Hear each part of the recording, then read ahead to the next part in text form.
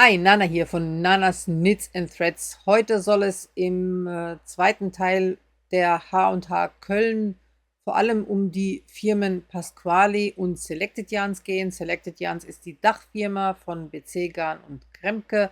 Auch andere Garne gehören und fallen darunter, aber diese im Speziellen. Und ja, ich hoffe, ihr habt Lust auf die kommenden Minuten, denn mir hat Paul bei Pasquali Rede und Antwort gestanden und die Anna für Selected Yarns.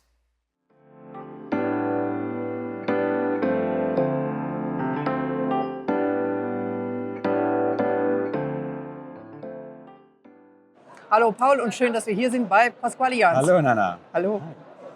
Ja, Erzähl mal. Pasquali, ich bin Pasquali, ich bin der Gründer von Pasquali und wir bieten nur Naturgarne, eher so in dem Luxussegment fast. Kennst du schon einige Garne von uns? Hochwertige Garne. Genau, also hochwertige Garne.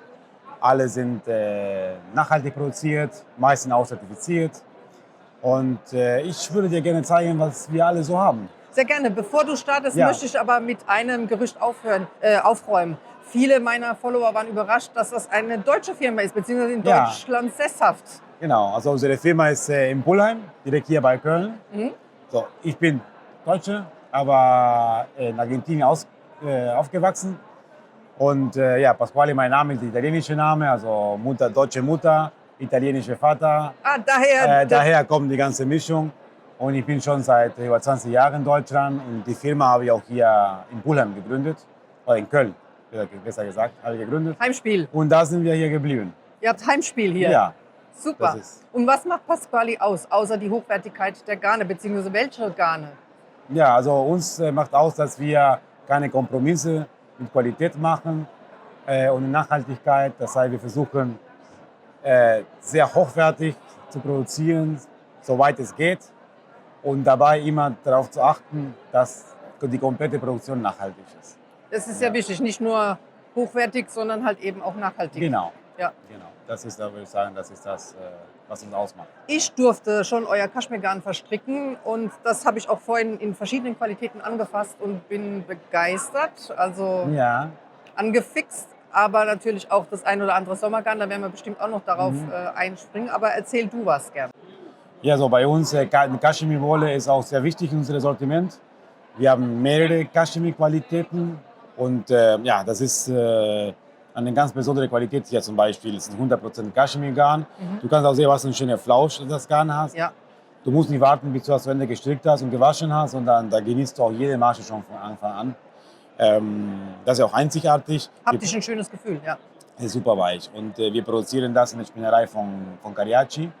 Das ist die Spinnerei von Chanel und Bruno Cucinelli. Ah, Und wir haben okay. jetzt Exklusivität Ja.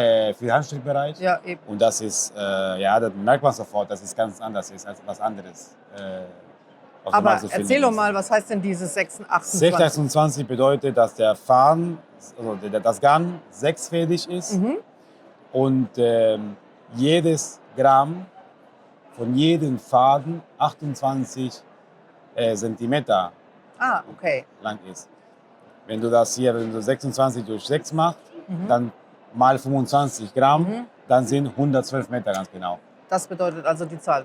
Super, Das weil ist genau. viele das sich ist, das fragen.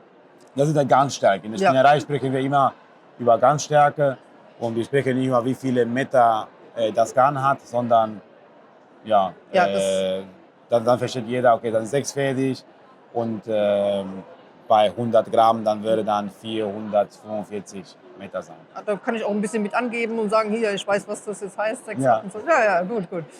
Und die gibt es auch jetzt bei uns noch als Highlight jetzt auf der Messe. Ich kann hier ein bisschen Ja, gerne. zeigen. Wir haben auch viele neue Farben im Sortiment. Schaltet das mal so lang. Ja. Wir haben sehr viele schöne Farben jetzt im Sortiment. Und Ja, vor allem auch sehr schön, auch leuchtende, nicht nur gedeckte genau, Farben. das sind ja? die neue, genau, die neue Farben. Das ist so eine neue, sehr schöne neue Farben. Das machen jetzt die Ja. Farbpalette ganz anders. Ja. Ja. Das ist jetzt einfach auch ein wie tolles Frühjahr. Gelb habe ich hier. Ja. Kaschmir wird auch im Sommer und im Frühjahr sehr viel gestrickt. Und da braucht man schon ein bisschen mehr Genau. leuchtende Farben. Kaschmir ist ja auch sehr atmungsaktiv. Ja, ist er.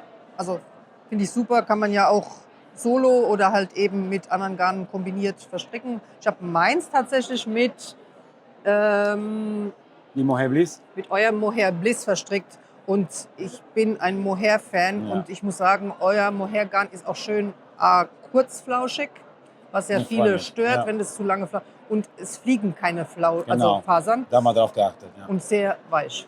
Das ist sehr weich. Das ist Super Kid Mohair. Ja. Sehr weich. Hochwertig. Auch eine sehr hochwertige Maulbeerseite. Ja. Und da merkt man auch an der Qualität. Ne? Und ihr habt auch mehr Meter. Wie du sagst, ja, es sind 300 Meter, wie du sagst. Die Haare haften wirklich im Knäuel. Ja. Also super, bin ich begeistert von. Fand ich zusammen sehr schön. Ja, also. So, wir haben aber auch eine andere Highlight. Ein sehr großes Highlight hier auf der Messe ist die Vicuña Senza. Das sind 80% ultrafeine Merino-Wolle. Ultrafein heißt 16,5 Mikron. Und 20% Vicuña. Vicuña ist die teuerste Faser der Welt. Wir haben auch im Sortiment 100% Vicuña. Da kostet ein Knoll um die 225 Euro. Ja. Also sehr teuer. Ja. Und hier durch die Mischung ist etwas günstiger. Und da merkt man schon, dass es auch ein ganz besonderes weiches Garn ist. Das ist sehr angenehm. Das ist und die gibt es jetzt in 11 verschiedene Farben. Vicuña Senza, ich gucke jetzt nochmal, Meter, was hast du gerade gesagt? Das sind 100 Meter auf 25 Gramm. Genau, toll. Das ist eine der Neuigkeiten. Dann das andere hier, unsere Baby Alpaca Los Andes. Das Garn hatten wir schon seit über 10 Jahren nur in Naturfarben. Und seit dieser Messe erstmal mit vielen neuen Farben dazu. Haben wir jetzt hier einige schöne. Früher waren nur die Naturfärbungen. Ja, tolle Palette. Und jetzt noch ein paar neue Farben dazu. Ja, es ist ja, das ist so voluminös, genau, aber weich und nicht Meter. Schwer. Ja, 100 Meter, 100 Gramm. Super weich, aber wie gesagt, schönes Volumen. Ja. So, dann haben wir die Linienblumen, die du schon kennst. Ja, Pasquali zeichnet sich halt durch die Hochwertigkeit ihrer Garne aus. Natürlich haben sie auch die ganzen Zertifikate, wie ihr hier sehen könnt. Also RWS, RAS und RMS zertifiziert sind die Garne. Das Angebot ist groß. Also ihr habt Camel Decay, ihr habt Mohair, ihr habt hier auch tibetische Schafwolle, aber halt auch die genannte Vicuña Senza ist ein neues Garn. Vicuña ist ein hochpreisiges Garn. Warum? Weil die Tiere nicht domestiziert werden können. Mein Gott, das Wort. Das heißt also, nur ein gewisses Kontingent an Garn steht überhaupt dem Markt zur Verfügung und es bestimmt dann natürlich den Preis. Die Vicuña Senza ist eine Mischung. Da kann man sich dann mal durch die Mischung dann die abgespeckte Version des Rolls-Royce vielleicht leisten, wenn man es denn möchte. Ja, ist schön, das mal angefasst zu haben. Ob man es sich leisten kann oder will, das muss jeder für sich selbst entscheiden. Aber Pasquali hat auch für die Veganer unter euch ebenfalls Garn im Programm. Und zwar im Speziellen die Suave. Das ist ja ein Baumwollflauschgarn, die Palette ist groß und es fühlt sich auch super an. Also es muss nicht immer Tierhaar sein. Das wollte ich an der Stelle nochmal sagen. Und ja, das Linnenblumen, da reden wir ja gleich nochmal im Detail darüber. Das hat mich auf jeden Fall begeistert. Aber wer Rosy Green Wool kennt, die gehören jetzt auch zur Pasquali-Familie. Da könnt ihr auch nochmal drauf schauen. Also die sind nicht verloren gegangen. Und ja, dann machen wir doch mal weiter im Programm. Ach nein, ich möchte hier nochmal die Baby Alpaca Los Andes zeigen. Da haben wir eine Probe gekriegt und das ist so ein Chunky Garn und es fühlt sich auch wirklich super voluminös an, leicht dabei und super weich. Ich denke, das ist gut für Accessoires. Natürlich auch für einen Pullover, aber es ist halt immer eine Kostenfrage. Und gestrickt wird das mit, ohne Brille sehe ich es nicht gut, aber ich glaube mit 8 mm Nadeln. Ja. Also, Baby Alpaca Los Andes ist auf jeden Fall ein sehr schönes, super weiches Garn. Ja, lass uns über die Linienblumen reden. Die Linienblumen, die kennst du schon, das verstrickst du gerade. Ja, genau. Ein tolles Garn. Ganz besonders erstmal ist die Drehung, das ist eine Kettgarn. Das Ja. macht das Garn leichter, etwas weicher für einen Leinengarn, Ja. schöner zu verstricken. Und das ist natürlich gefärbt. Also das sind hier mit verschiedenen Pigmenten, von Cochineal bis verschiedene Kräuter, Holzsorten. Wir haben aber heute auch neue Farben vorgestellt. Die du kennst, die waren 15 Farben. Jetzt gibt es 8 dazugekommen, sind 8 dazugekommen. Also wir haben hier zum Beispiel jetzt eine graue Richtung haben wir hinbekommen, Ja. ein bisschen Violett und Lila Ja. und auch noch ein paar Grüne dazu. So, das Garn ist sehr beliebt. Hier kann man schön testen als doppelfädig, für die das zu dünn Zu ist. dünn ist. Oder zum Beispiel mit Arctic Pearl verstrickt. Das sind viele Designer, die gerade auch das so verarbeiten.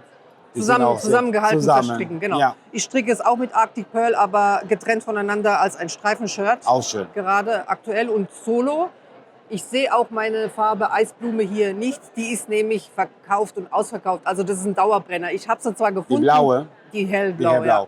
Die ist so beliebt. Also die ist ausverkauft. tolle ja. Farbe. Aber hier, die anderen Färbungen auch. Das schöne Ja, Gelb die sind und auch die auch, Grüntöne. Ja. Ja, weil eigentlich die erste Partie von der blaue war so. Ja. Und bei der Pflanzenfärbung ist es ein bisschen schwieriger. Die zweite Partie ist etwas dunkler rausgekommen. Ja. Ja, deswegen gibt die genau die nicht mehr. Und das ist auch diese Besonderheit bei dem Garn, dass es diese Pflanzenfärbung, jede Partie ist immer ein bisschen anders als die andere. Und ja, das ist auch hinter dieser natürlichen Färbung. Finde ich aber schön, dass ihr das macht, beziehungsweise es hat auch seinen Charme und das macht ja auch nicht jeder, will ja nicht jeder sich darauf einlassen, weil wie du sagst, ein Naturprodukt hat eben auch seine Eigenheiten, kann man nicht immer 1:1 reproduzieren, was ja aber das Tolle ist. Ja. Also finde ich sehr vorbildlich und mag ich und ja, ich bin begeistert. Also Linnenblum ist eins meiner neuen Lieblingssommergarne geworden. Hätte ich nicht gedacht, bei Leinen ist manchmal schwierig, manchmal ist es Das ist hart. manchmal. Das Aber ist ich habe schon gezeigt, hier, da. Ja. Das ist ja, Ja, das spricht ja ist für auch sich. leicht. Ja. Das sind ja nur so ein großer Stoller, das sind 2 Stränge. Wunderbar. Das Also ist super. vielen, vielen Dank. Und das andere, wir haben mit Kerstin Rita eine Kooperation gemacht. Sie hat einen Schal entworfen hier für die Messe. Ja. Du bekommst einer. Da freue ich mich. Ja, da kriegst du gleich. Aber wir können zeigen, wie das ausschaut. Auch hier ist ein schönes Design von Kerstin Rita. Sie hat ein Knoll Merino Baby genommen und ein Knoll Manada und zur Hälfte so verstrickt. Ja, genau. Halb, halb. Das ist der Genau, Mera-Scarf. der Mera-Scarf. Und jetzt hier auf der Messe gibt es nur für unsere Händler und Freunde. Dann kriegen so ein Kit fertig. Und ab Montag können auch die Endverbraucher direkt die Anleitung auf der Webseite von Kerstin Rita bestellen. Ah.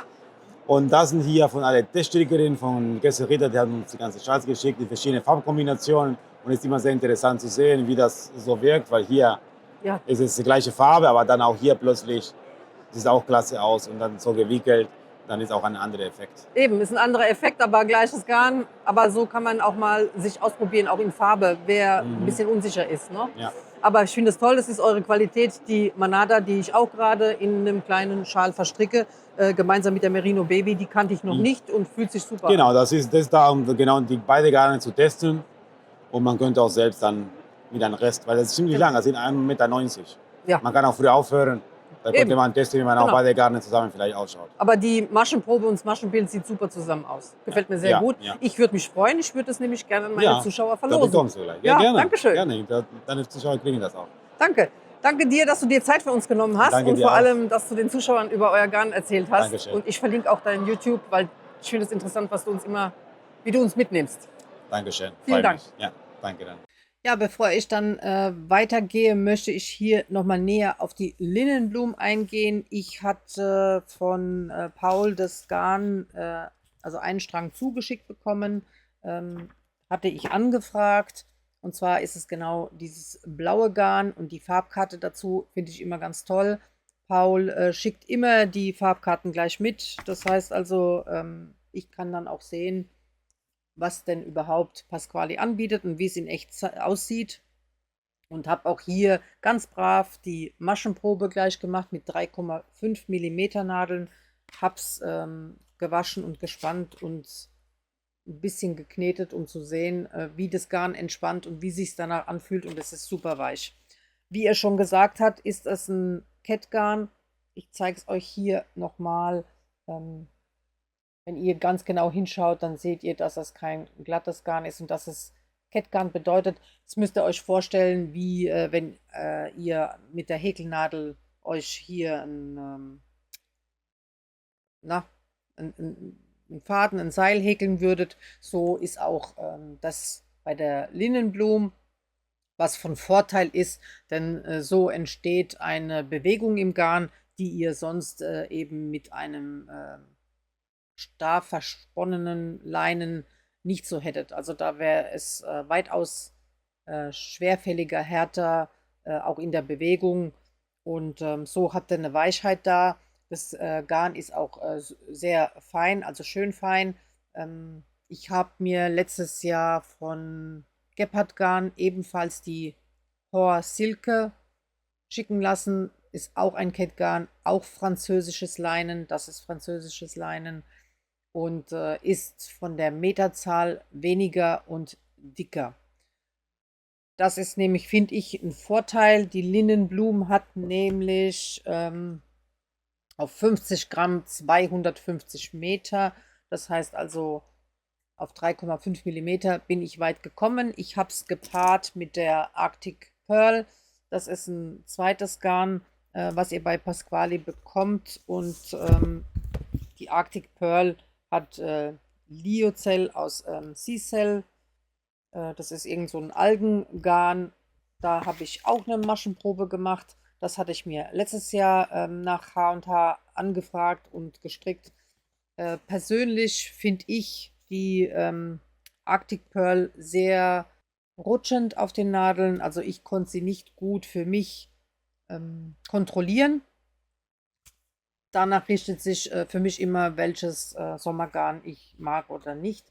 Also die Arctic Pearl für ein komplettes Projekt ist nicht so mein Fall, aber für Akzente schon. Während die Linnenblumen, am Anfang muss man sich ein bisschen dran gewöhnen, aber dann hat sie super geklappt und ich stricke mit Holznadeln, also nicht mit Metallnadeln. Das macht auch immer einen Unterschied. Also solltet ihr die Linnenblumen haben oder testen, probiert beide Nadelsorten aus, immer bei jedem Garn, um zu sehen, weil das verändert nämlich euer Maschenbild und es verändert auch die Strickdynamik. Also ihr solltet immer dann danach entscheiden, welche Nadeln ihr nutzt. Ich für mich nutze fast ausschließlich nur Holznadeln und da hat es gepasst. Und ich habe einen Sampler gestrickt, die, also das ist mein Shirt. Ich wollte ein simples, möglichst ohne viel Schnickschnack-Shirt. Wie ihr seht, ist ein Tee.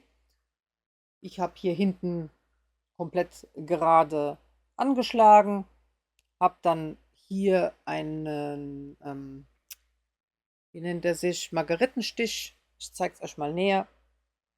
Genau, einen Margarittenstich in der Arctic Pearl gearbeitet und habe hier nur 2 Streifen eingearbeitet, habe die Kante raw gelassen, wie sagt man das, also ohne irgendwelche Bündchen, ohne I-Cord, ohne alles, auch an den Ärmeln und habe unten auch ebenfalls nur gerade, also eine Reihe links habe ich gestrickt und dann abgekettet, habe das gerade gelassen. Warum? Weil ich der Haptik des Shirts, ich wollte da nichts verändern.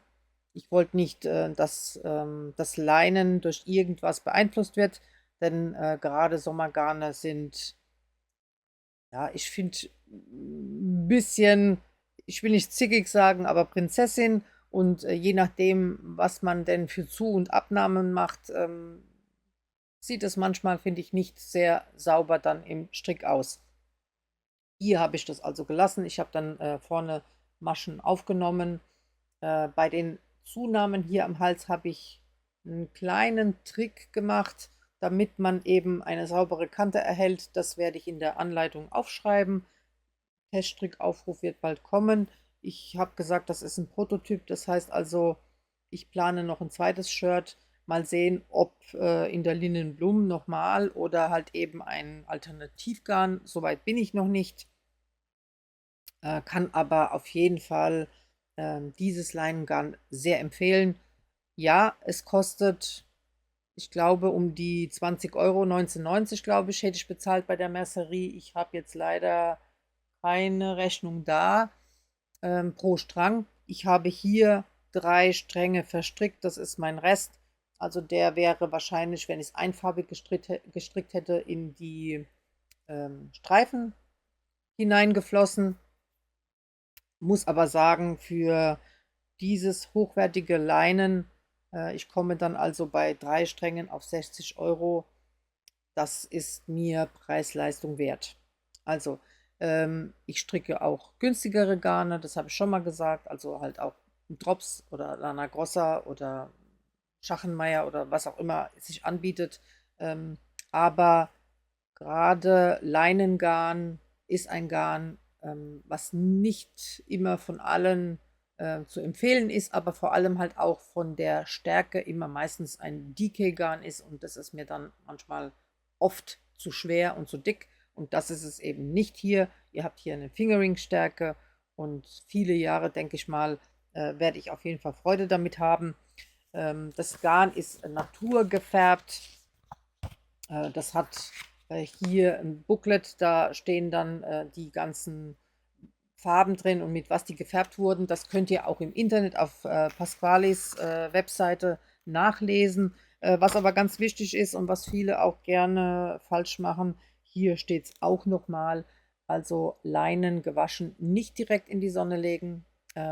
Überhaupt trockne ich nicht gerne meine Garne in der direkten Sonne. Dazu gehört halt auch Seitengemisch, weil Sonne nun mal die Garne verändert. Man sagt ja sogar, man soll nicht unbedingt mit nassem Haar in die Sonne gehen, weil eben das Haar auch drunter leidet. Und ihr dürft ja nicht vergessen, dass die Garne oft eben Tierhaare sind.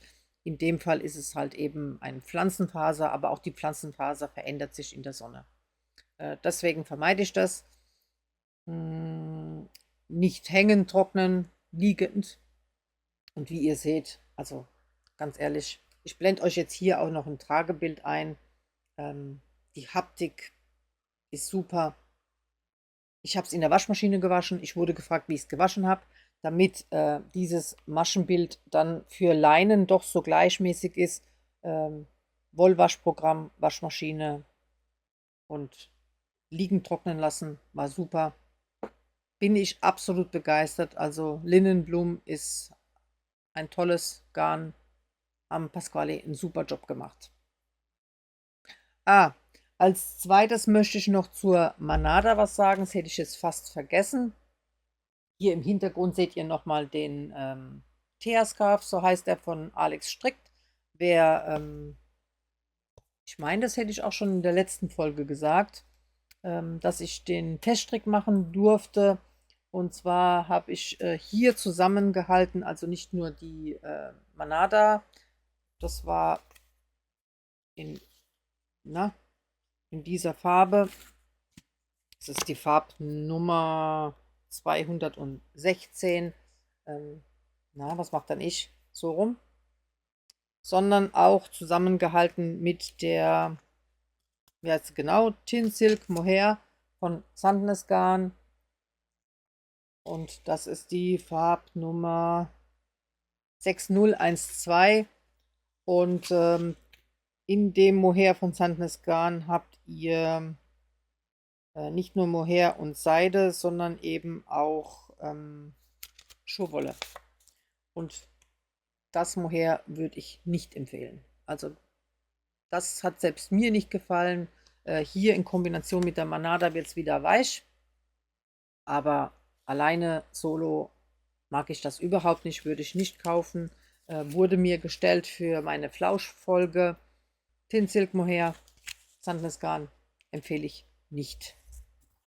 Und Paul hat dann diese Packung mit dem Material für das Mera-Scarf von der Kerstin Ritter. Anleitung findet ihr als kostenpflichtige Anleitung auf Ravelry hier gepackt. Da waren diese zwei Knäule drin, einmal Merino Baby und dann die Manada. Hier sind die Farbnummern 222 und 6775 ist so ein Senfgelb. Und der Mera-Scarf, ich halte es nochmal rein. Wie gesagt, Anleitung von Kerstin Ritter. Ihr braucht immer jeweils nur ein Knäuel und die Nadelstärke, muss ich nochmal schauen, die ihr dafür braucht, ist 3,5 mm und dann könnt ihr den Schal stricken. Ich wollte es verlosen. Ich habe aber schon Garn jetzt verlost gehabt, gerade vor kurzem, sowohl auf YouTube als auch auf Instagram. Ich verlose jetzt bald auch die Knit My UFO Sachen und dieses Garn geht tatsächlich an meine Freundin Lilly, die mich immer unterstützt auf den Wollfesten, die immer mitgeht, die immer dafür sorgt, dass ich versorgt werde und ja, die auch sich sogar erbarmt und meine Sachen trägt. Und deswegen habe ich ihr versprochen, sie darf das Garn erhalten und wenn wir Glück haben, strickt sie sogar den Scarf und dann kann ich ihn euch in die Kamera halten. Also seid nicht traurig. Ich revidiere, das Garn geht nicht in die Verlosung, das Garn geht an Lilly. Hi, wir sind hier bei BC Garn. und sprechen mit Anna. Hallo Anna, stell dich mal kurz vor bitte und Hallo, danke, Nana. dass wir hier sein dürfen. Gerne. Ja, Anna Alles ist mein Name. Ich bin seit Januar bei Selected Yarns im Marketing. Bin für Designer und Social Media zuständig. Ja, Selected Yarns ist so ein Dachunternehmen, wissen schon wahrscheinlich deine Community. Und wir haben BC Garn, das ist unsere eigene Marke. Und hier stehen wir bei BC Garn. Und wir wollten euch neues Garn zeigen, was wir jetzt so zum Herbst, Wintersaison rausbringen. Ja, das wollen die Zuschauer ja sehen. Neue Garne, was neue kommt raus? Garne. Ja, Alva. Tadadadam. Das ist recyceltes Kaschmir. Hat Nana in der Hand. Und zwar, ich lese mal kurz Und vor. zwar- Wir haben hier 115 Meter auf 25 Gramm. Genau, 25 Gramm. Es wird im Retail 13,90 kosten. Und zwar, das ist in Italien gesponnen, also recycelt und gesponnen und nicht nochmal neu gefärbt. Das heißt, ne, man muss ja erstmal nach Farben sortieren, dann Prozess findet statt, dass es gesponnen wird und dann aber nicht nochmal neu gefärbt. Was ich ganz cool hier finde. Ne? Verstehst du? Also Ja, wird ja, nicht ja, mal ja. überfärbt Ja, sozusagen. nicht mehr überfärbt. Genau. Ja. Ihr habt aber trotzdem sehr viele Farben Genau, das im ist Programm. die Farben. Ich weiß nicht, wie gut man das sehen kann. Und es ist richtig super, super weich. Und hat diesen Nachhaltigkeitsaspekt, dass es recycelt ist. Ich sehe, man kann stricken zwischen 2 und 3,5 Millimeter. Ja, also ein Minituch. Ne, Das ist aus einem, weißt du das? ich glaube, das ist ein Knäuel. Ja. Ich möchte es nur mal zeigen, weil das sieht nämlich sehr schön aus und das ist ja gerade sowieso immer Genau, dann Trends, kannst du ne? in der Beschreibung vielleicht verlinken, Ja. welches Design das ist. Ja, mache ich sehr genau, gerne. Richtig schön, ja. Sieht toll aus und auch Genau. die Maschenprobe bzw. das Maschenbild sieht sehr gut aus. Ja. Ja. Also ich bin sehr gespannt. Ich freue mich auf das Garn. Also auf jeden Fall ein Minituch würde ich damit stricken.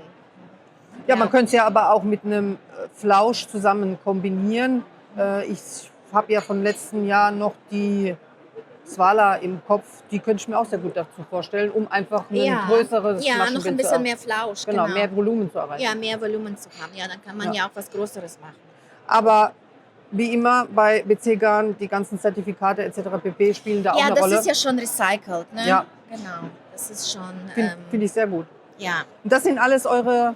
Ja, das ist halt die Farben, ne? Die man hier sieht, ist das hier nochmal klein. Ja, das ist die Alba. Toll.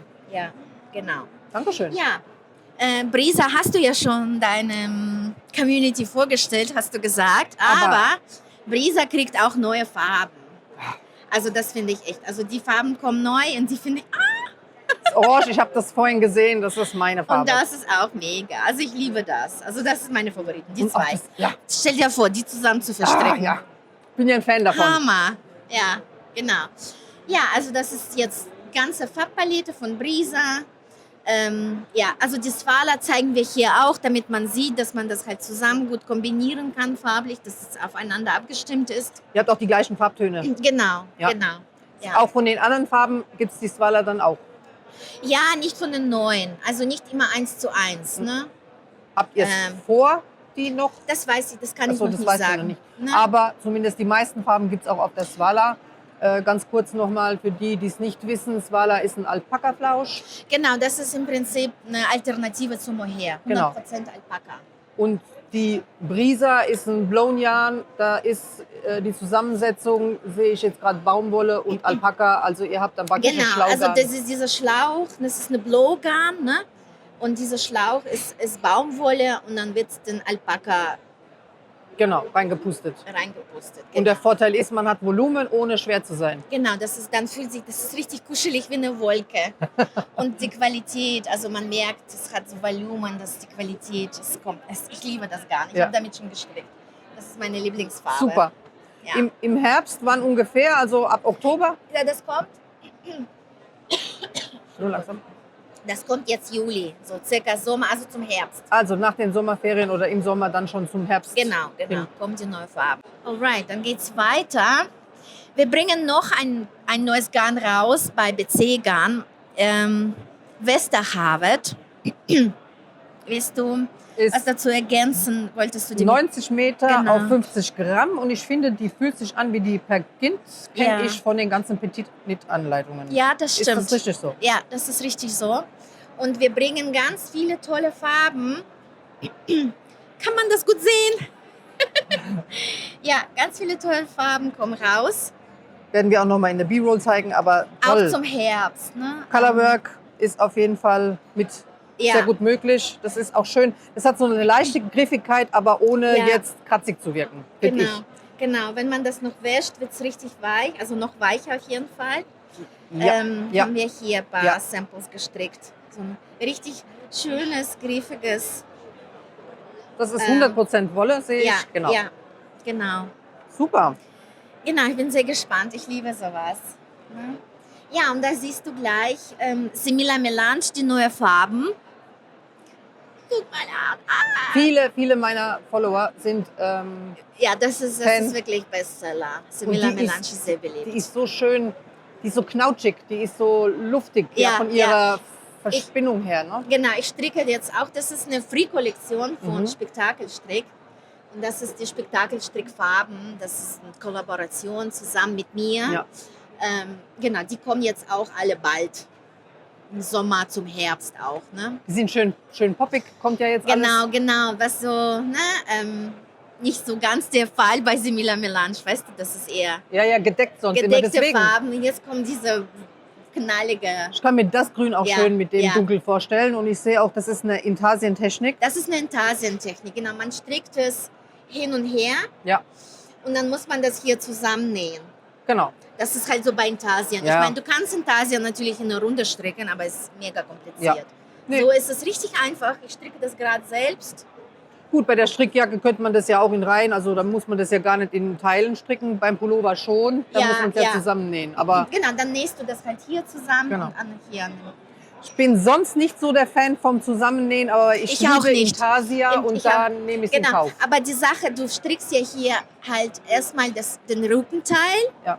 und dann nimmst du hier wieder Maschen auf und dann strickst du erstmal Vorderteil, Dann linke Nico, dann hört und dann man dich. rechte. Ja. Also so viel Ja. zusammennähen ist es auch nicht, beziehungsweise, weißt du, es sitzt ja schon. Das ist nicht, dass du zwei komplette auseinander getrennte Teile hast, Ja, die du dann wirklich musst gucken, dass sie wirklich passen. Ne? ich Genau. finde, der Vorteil von Intarsia ist halt, damit die Zuschauer es wissen, wenn man Colorwork macht, da kann man es ja nochmal zeigen, da hat man einen Doppelstrick. Das heißt Genau. also 2 Fäden hinten, die miteinander verwebt man werden. führt den anderen Genau. Faden mit. Der Vorteil von Intarsia ist aber, Ja. man hat immer einen Faden, Ja. weil der andere ja dann pausiert. Das heißt im Prinzip, wenn du hier diesen Kreis strickst, also diesen Ja. Bereich, hast du 3 Knäule. Ne? Ja. Du strickst erstmal hier mit Anthrazit, Genau. dann mit Weiß und dann mit dem anderen Knäuel Anthrazit. Genau. Und bei vielen Colorwork-Sachen ist es halt so, dass dann aus dem DK-Garn, dann hat man gleich so ein Bulky, Ja. weil dann hat man ja doppelt und Genau, dann wird es zu warm. Genau. Und so bleibt es halt. so bleibt das gleich dick. Genau. Genau, also super. Ja. Ja, jetzt sind wir bei der Sommergarne. Wie ich gesagt habe, hier bringen wir neue Farben raus. Also Alba ist 100% Baumwolle. Da kommen die 3 neue Farben. Ja, ein Rosé, ein Hellblau und ein Grünton. Ein Grünton, genau. Ja, das ist 50 Gramm auf 160 Meter. Genau. Oh, also ein Spotweight. Genau. Mhm. Jo. Stellen wir es hier ab. Lino, ich glaube, es ist 100% Leinen. Warte mal, nicht, dass ich lüge. Ja, steht vorne drauf. Ja, 100% Leinen. Und bei Lino finde ich ganz cool, wenn man das mit Merino oder mit Swala kombiniert. Weißt du, weil, also ich finde, Lino ist schon schwierig zu verstricken, alleine Leinen.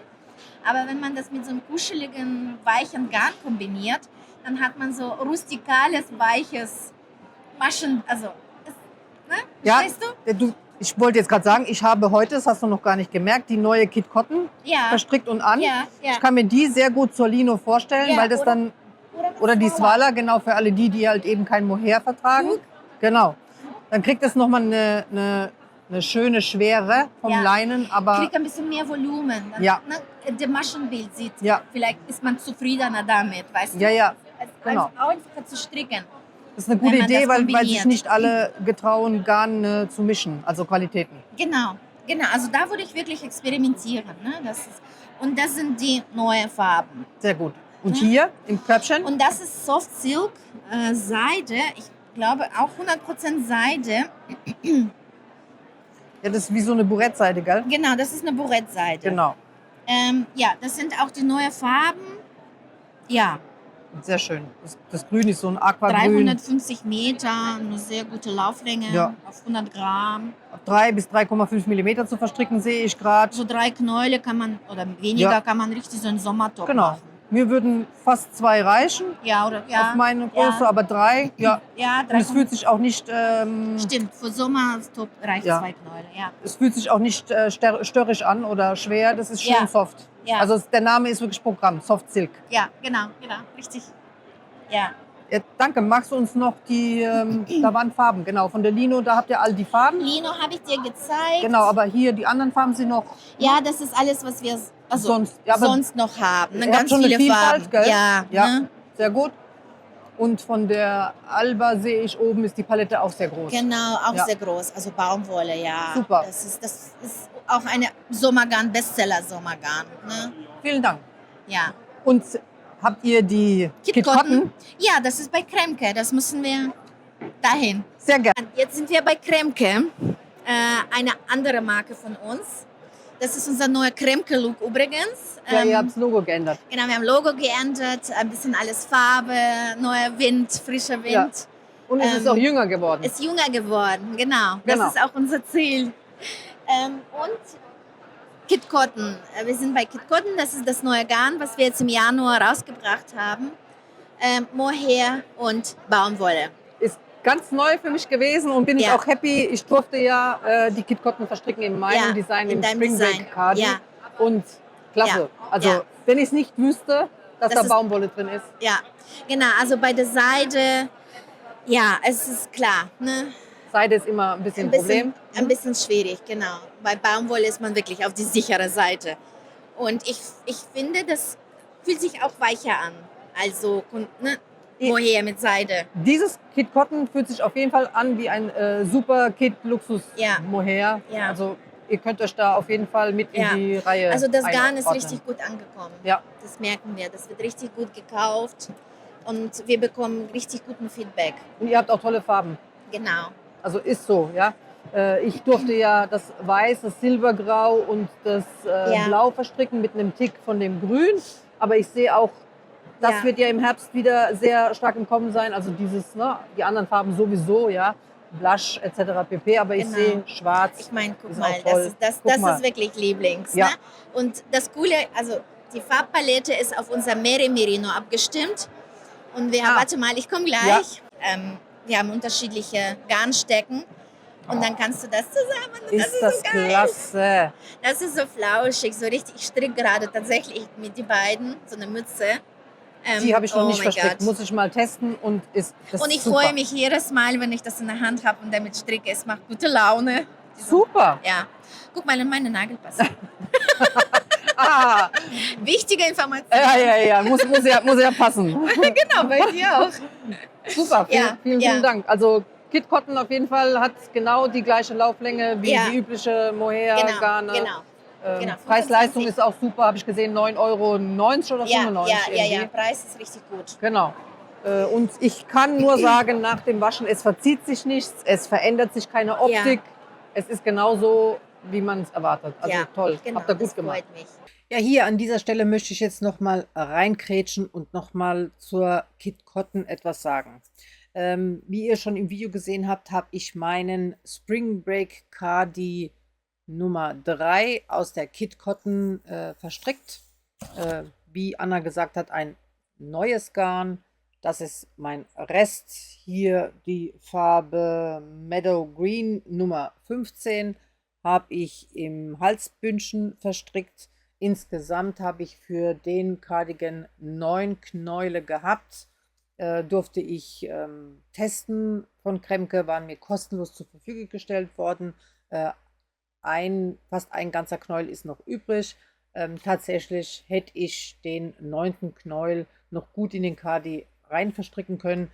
Für mich ist die Länge noch okay, aber ideal wären alle 9 Knäule gewesen. Denn wenn ihr euch erinnert, dann habe ich den Cardigan im letzten Jahr schon in dieser Farbe verstrickt und da sind 9 Knäule drin verstrickt. Ja, also das nur zur Info. Das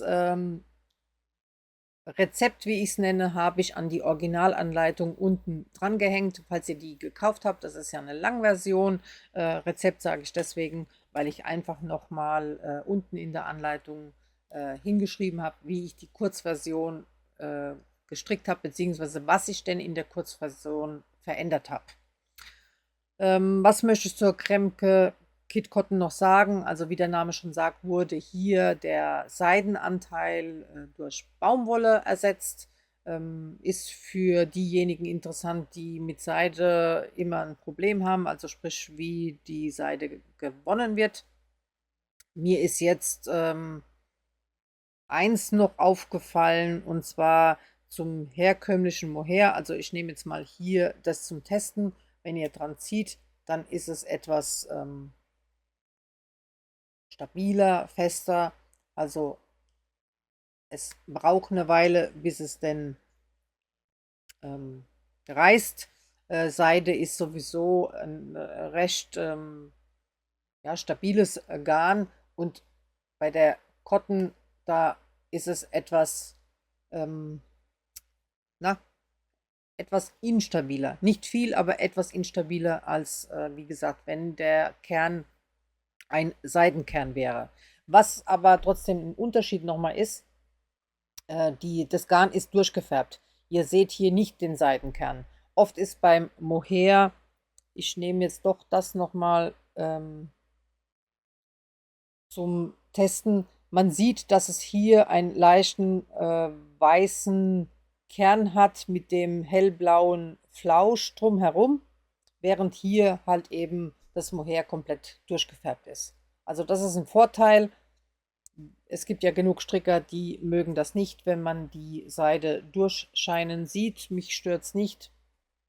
Aber das würde ich mal als Unterschied nehmen, dass einfach der Baumwollanteil etwas reißanfälliger ist, aber dafür die Farbsättigung bei dem Baumwollanteil höher ist.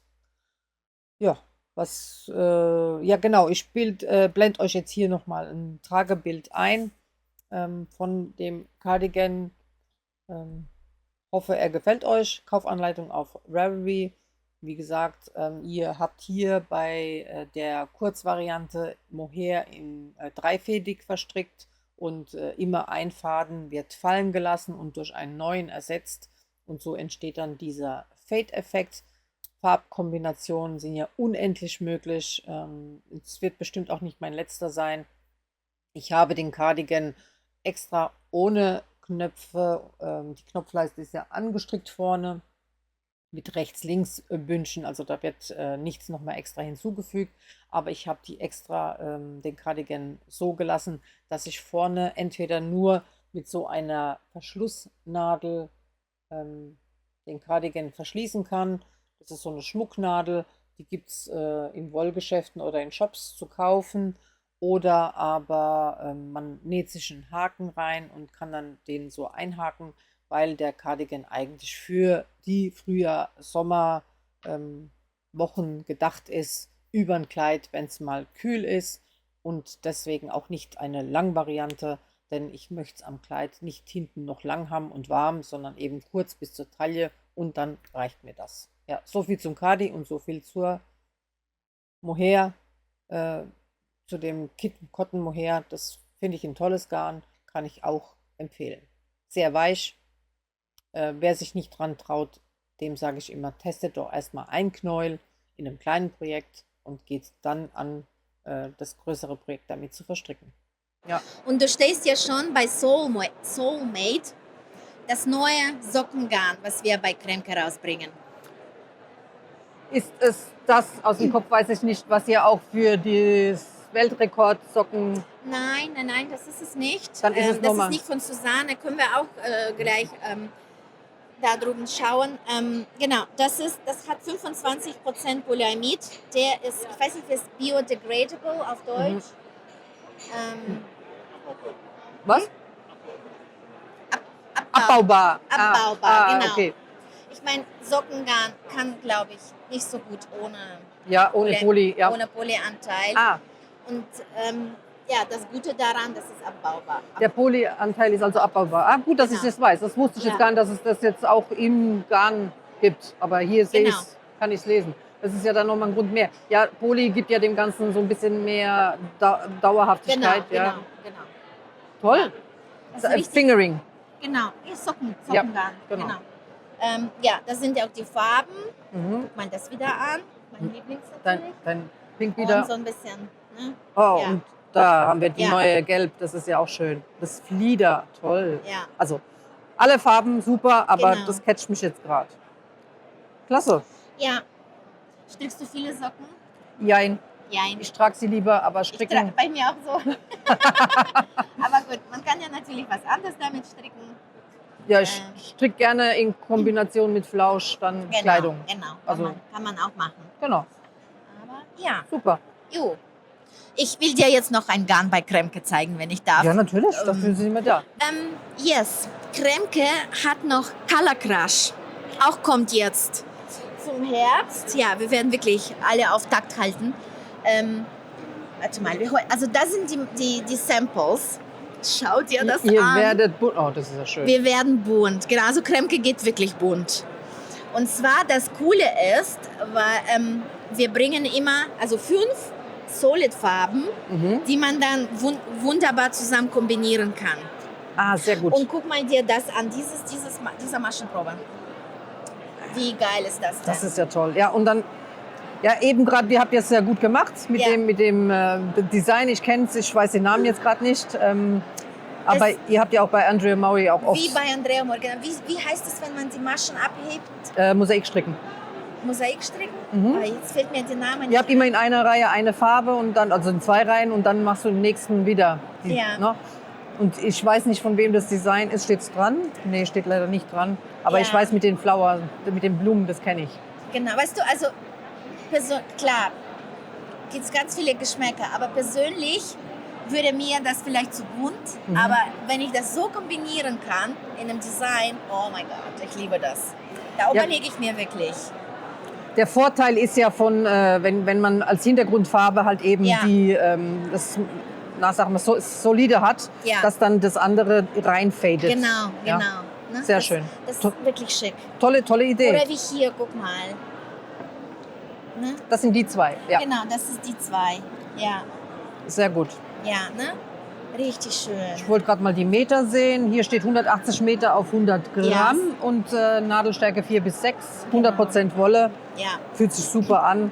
Kann ich mir sehr gut im Herbst, Winter vorstellen. Ja. Toll. Ja. Super. Ja, und die Kombinationsmöglichkeiten sind groß. Sobald eine gedeckte Farbe im Hintergrund ist, habt ihr ja dann gar nicht mehr so das Knallige. Genau. Toll. Ja.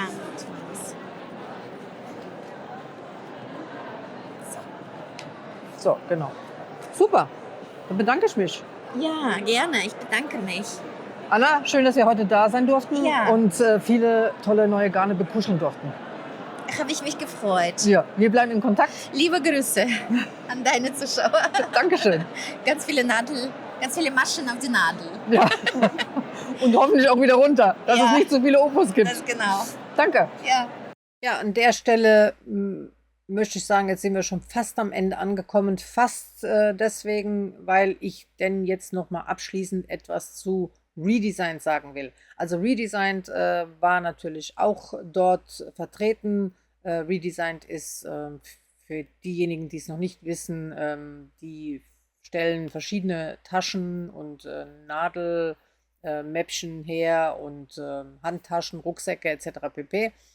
Und ein bestimmtes Projekt, und zwar die Project 10, ist vor 2 oder 3 Jahren durch die Strickerwelt gegangen. Hat hier so einen diagonalen Reißverschluss. Gibt es auch in kleineren Größen, also Project 9, und das ist halt, wie gesagt, die Nummer 10. Und die fand ich toll, da ich immer Strickprinzessin bin, also sprich als Beifahrerin viel Strickzeit bekomme, da mein Mann lieber fährt, statt sich nebendran zu langweilen, ist mir recht. Ich weiß, was ich mit meinen Händen anfangen kann, und habe dann aber auch gerne im Urlaub dann eben statt nur einer Stofftasche eben die Ledertasche dabei, beziehungsweise mir die dafür ausgesucht. Kaum war die Tasche da, ist bei meiner Tasche hier oben das passiert. Wie man sehen kann, fehlen hier die Nieten. Hier und hier, die sind gleich abgefallen. Also es ist nicht so, dass ich, weiß der Geier, was Schweres in der Tasche hatte, aber die haben einfach nicht gehalten. Das kann mal passieren. Keine Produktion ist perfekt. Nieten sind ja ein nachträglich angebrachtes Element. Das kann immer mal passieren, auch von der Jeans, dass eine Niete abfällt. So, ich habe aber auch im Vergleich mir dann noch die Project 39 geholt. Ist die etwas bessere Variante, sage ich jetzt mal, von der Project 10, weil Griffe und Henkel, auch wenn ich mir den also ich hätte mir die Tasche gerne praktischer vorgestellt, denn die Henkel sind diagonal angebracht, beziehungsweise der Gurt, und das stört etwas beim Tragen, aber darum soll es jetzt gar nicht gehen. Fakt ist, ich wollte nur zeigen, also ich habe mir bewusst die Taschen geholt und auch in der Farbe. Ich finde das Leder toll, fühlt sich toll an. Redesigned macht Werbung mit Nachhaltigkeit. Die nutzen Leder aus der Fleischproduktion, also Abfallleder sozusagen, und verwerten das wieder. Ja, die Nieten sind abgefallen. Nach dem Garantierecht oder EU-Recht soll man sich ja immer an den Shop-Betreiber wenden, bei dem man die Sachen gekauft hat. Also das kriege ich auch gesagt bei Stricknadeln. Da habe ich immer wieder Diskussionen, zum Beispiel mit Knit Pro, weil deren Symphonienadeln mich hier und da ärgern.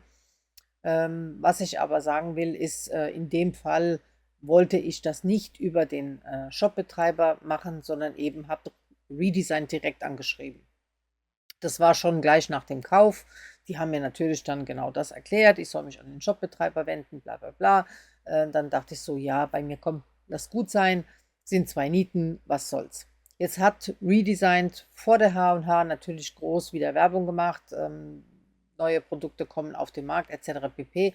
Das heißt also, auch mit ihrer Nachhaltigkeit haben sie wieder Werbung gemacht, und das hat mir dann wieder einen Denkanstoß gegeben, wo ich dann nachgedacht habe, Moment, Nachhaltigkeit, was wäre denn jetzt mit meiner Tasche eigentlich passiert?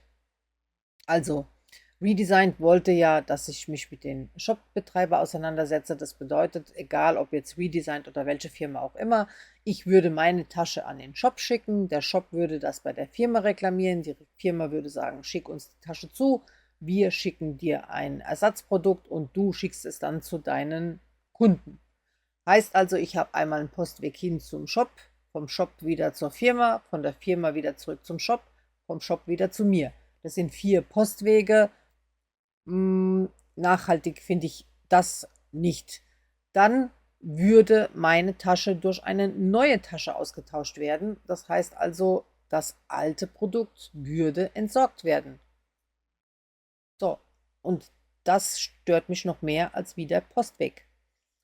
Ich habe redesigned geschrieben und habe gesagt, nein, ich möchte das nicht mit dem Shop machen. Ich möchte auch keinen Austausch haben. Das heißt also, ich bin ja zufrieden mit meiner Tasche. Ich mag das Leder, ich mag die Optik, alles. Mir fehlen ja nur 2 kleine Nieten. Die könnt ihr mir ja schicken.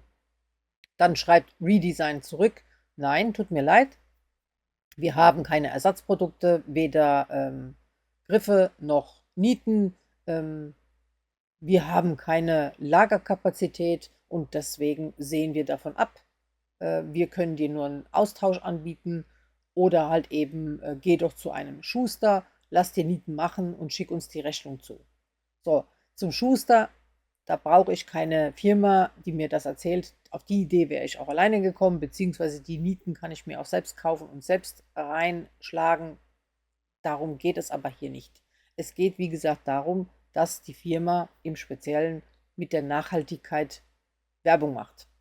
Wenn eine Firma nachhaltig ist, abgesehen davon, dass ich mir wünschen würde, dass viele Firmen kundenfreundlicher wieder wären, wie sie es mal waren. Ich habe damit Erfahrung, ich habe schon mal erwähnt in den Lives und so weiter, ich habe früher vor meinem jetzigen Berufsleben neben dem Studium, neben der Schule viel gejobbt, speziell auch in der Bekleidungsindustrie oder halt eben in der Disposition beziehungsweise auch, ja, ich sage es mal so, in der Fehlerabteilung. Das heißt also, Kundenprobleme habe ich gelöst. Ich habe das gelernt, gelernt im Sinne von, während sich die anderen gerne davor gedrückt haben, hat es mir nichts ausgemacht, die Probleme der Kunden mir anzuhören und dafür eine Lösung zu finden. Ich finde gerne Lösungen. Und da hilft es nichts zu sagen, geht nicht, da, da ist dem Kunden nicht geholfen und dem Gewerbetreibenden auch nicht. Man muss eine goldene Mitte finden, damit beide zufrieden sind. In dem Fall wären es 2 winzig kleine Nieten gewesen. Jetzt kann doch mir Redesign nicht erzählen, dass die bei ihrem Hersteller und die Taschen werden in Indien produziert. Also wer auch immer rumgauzt und meckert, dass China alles übernimmt, also diese Taschen werden in Indien produziert. Ob das jetzt schlechter oder besser ist, könnt ihr entscheiden, aber ich finde, das macht es nicht anders. Also sprich, die könnten dann genauso gut in China produziert werden. Heißt aber, für mich ist das kein Problem. Der Kunde bestimmt die Nachfrage und ich als Hersteller bestimme, wo mein Produkt produziert wird und nicht das Land, das eben die Produkte macht. So, so viel dazu. Also die Entscheidung liegt ja in meiner Hand. Und mir wird doch Redesigned nicht erzählen können, dass sie bei ihrem Hersteller keine 2 Nieten ordern können, beziehungsweise eine Handvoll, eine kleine Kiste voll, die sie irgendwo in irgendeinem Regal lagern können und dann für solche Probleme per Brief an den Kunden schicken, sich entschuldigen und sagen, ist dir damit geholfen, wir senden dir diese Nieten zu. Ja, ist also nicht möglich. An dem Punkt sind wir stehen geblieben. Ich habe redesigned, gesagt, dass ich mir Nachhaltigkeit anders vorstelle. Ich möchte nicht, dass dieses Produkt zerstört wird wegen 2 Nieten, aber ich finde, wir als Käufer und Verbraucher, und ich finde die Taschen immer noch gut, also ich möchte jetzt gar nicht schlecht reden, ich möchte meine auch nicht hergeben, aber ich finde, wir können und sollten uns immer wieder darüber äußern und auch die Firmen darauf hinweisen, dass das nicht in Ordnung ist so. Also ich suche gerne den direkten Weg. Wenn der nicht funktioniert, dann wird das eben mein Problem auf Instagram geteilt oder halt eben hier auf dieser Plattform, weil das nicht ein individuelles Problem ist. Es kann mir ja niemand erzählen, dass diese Nieten nur bei mir abgefallen sind. Also sowas kommt doch vor. Ja, also das wollte ich mit euch teilen. Was ich noch nicht ideal finde, das ist, da hat sich einer nicht genug Gedanken drüber gemacht. Und zwar, wenn man hier den Reißverschluss teilt, dann gibt es hier keinen Schutz innen. Da diese Taschen als Strick- und Projekttaschen beworben werden, sollte doch hier ein Stoffschutz eingebaut sein oder eingenäht sein, der verhindert, dass mein Projekt hier innen von dem Reißverschluss erfasst wird und die Wolle, also das Garn erfasst wird, zum Beispiel Mohair oder was auch immer, und mir das dann von dem Reißverschluss gefressen wird. Also das ist ein weiteres Minus, wo ich denke, da hätten sich die Produktdesigner ein bisschen mehr einen Kopf machen sollen, aber auch die Firma, die das ordert, sich vielleicht Gedanken hätte machen sollen, was braucht denn der Kunde wirklich? Und da komme ich auf die erste H&H-Folge zurück, als Herr de Bond von Scheppjes gesagt hat, was können wir als Firma für euch Kunden tun? Ja, würde ich mir wünschen, dass manche Firmen sich da wirklich mal selbst an die Nase packen würden und mal sich diese Frage stellen wollen würden. Ja, ja, an der Stelle möchte ich das jetzt mal so stehen lassen mit Redesigned. H&H, wie gesagt, war eine Fachmesse. Ihr dürft nicht denken und erwarten, dass man euch dort als Content Creator, als Knitfluencer, als Designer mit Garnen voll wirft, beziehungsweise in Pullovermengen hinterher wirft. Das ist ja nicht Sinn und Zweck der Messe, sondern eben die Garne vorzustellen. Hier und da kriegt ihr dann ab und an mal ein Knäulchen als Produktprobe, beziehungsweise ihr habt dann den Kontakt und könnt dann eventuell mit den Firmen schreiben und sagen, was ihr denn euch vorstellt, welches Garn ihr gerne testen wollen würdet und dann eben diverse Kooperationen mit den Firmen ausmachen. Aber ich möchte hier mit dem Märchen aufräumen. Wir kommen dahin und fahren dann säckeweise mit Wolle wieder nach Hause. Also so ist es nicht. Nicht automatisch wird das so gehandhabt. Ihr habt gesehen, was ich an Wolle bekommen habe. Wenn ich es genau nehmen will, wohnt diese Wolle ja dann bald schon gar nicht mehr bei mir. Die Sockenwolle habe ich schon verlost und verschickt. Und wie gesagt, das Pasquale-Garn geht an meine Freundin. Also ja, das ist nicht der Zweck der Übung dort, sondern eben vor allem für die Shopbetreiber, dass sie wissen, welches Garn kommt denn jetzt neu im Herbst, Winter, was können die ordern, was können wir vorstellen, was wird Trend. Zum Trend Non-Superwash-Garne kommen immer mehr, werden immer mehr gefragt. Naturfärbungen werden immer mehr gefragt.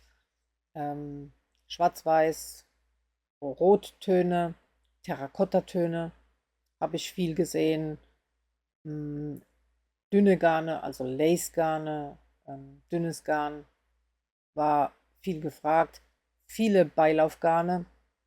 Und dann nochmal abschließend, das war aber auch schon letztes Jahr, diese Fellgarne, die wie bei Rico Design zum Beispiel dieses Fake Fur, also dieses falsche Fell, die wirklich, wenn sie verstrickt sind, sich so anfühlen, als wäre das Material gekauft. Farbtechnisch, ja, Gelb war ja letztes Jahr schon auf der H&H ein Thema. Da hatte ich bei der Sus von Gepard Garn den einen Pullover von Egg entdeckt letztes Jahr. Der hing dann noch als Sampler. Das Gelb ist immer noch schön, aber ja, das waren so die Farben. Blautöne, Blaugrau, Rottöne, Rosttöne und Schwarz-Weiß. Ja, also beige als neutraler Ton, der ist immer dabei. Also beige wird auf jeden Fall immer ein Thema sein. Und ja, ich denke, ich habe nichts vergessen. Das ist so das, möglichst plastikfrei. Ich sage jetzt nochmal möglichst, geht nicht immer bei jedem Garn, ist halt eben auch der Optik geschuldet. Also man kann nicht alle Haptik und Optiken erzeugen, wenn man alles natürlich halten will. Ja. Ja, ich hoffe, ihr habt alles von mir gesehen und gehört. Ich hoffe, ihr hattet Spaß. Ich hatte ihn auf jeden Fall. Und jetzt zeitnah kommt eine reguläre Folge wieder. Und da habe ich euch einiges zu zeigen. Ähm, Ich hoffe, ihr habt Lust drauf. Und an dieser Stelle sage ich Tschüss und danke fürs Zuschauen. Ich bedanke mich auch an der Stelle immer wieder bei denjenigen, die mich auch per Spende bei Ko-fi oder bei PayPal unterstützen, also sprich auch die ganzen Portokosten versuchen mit mir zu teilen. Und ja, bezahlt werde ich von keiner Firma, auch nicht von irgendeiner, die ihr jetzt heute in der Folge gesehen habt. Also Fahrtkosten werden von uns getragen und Verpflegung. Wir erhalten dann, wir sage ich, David und ich, wir sind ein Zweierteam. Wir erhalten dann die Einladung. Das ist aber dann auch schon das. Und das ist nur für die Transparenz. So, jetzt sage ich an dieser Stelle Tschüss und bis bald, hoffe ich. Und ja, danke fürs Zuschauen.